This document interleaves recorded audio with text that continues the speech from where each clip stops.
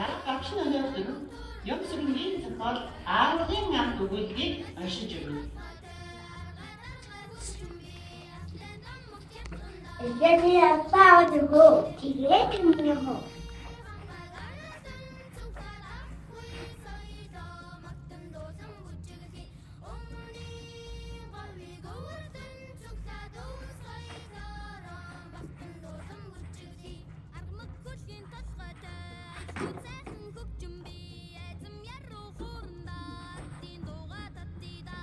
Эцэг таны яавал юмстай амттай юм аа.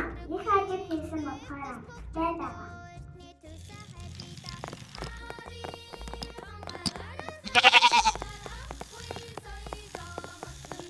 Шүүгээ хөрүүлж тарга бүрэн. Тарга уцалгаж шүүгээд аas гаргаж авна.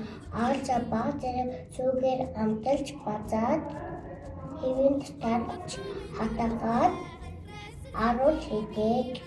Хармадын уналтаа ихгэл хайд хармадын хэд хурц харэл татаад хармадын тас согнал тас буухал эдийн засгийн мөрөнд эзнээсээ нэг чэжэндээ таанарган тарган дэлэмс хогцсон эрт үз цагт амьтдынхаа барах хамрын яриад хүрчээ. Өвчнөн аминд нь хүрэлгүй эмийн санаа нь ихэд зов. Энэ үед бүх амьтан нэгэн зэрэг түнэн унчээ.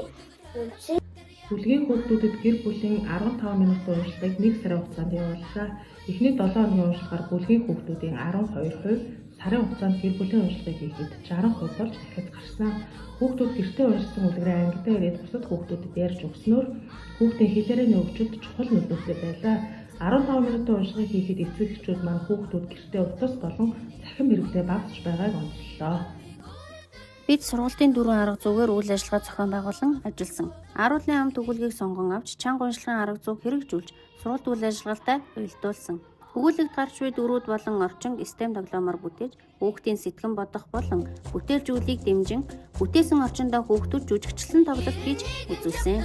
Хүүхдүүд ааруулыг хэрхэн бий болдог тухай эргцүүлэн бодож ааруулыг хийж туршсан.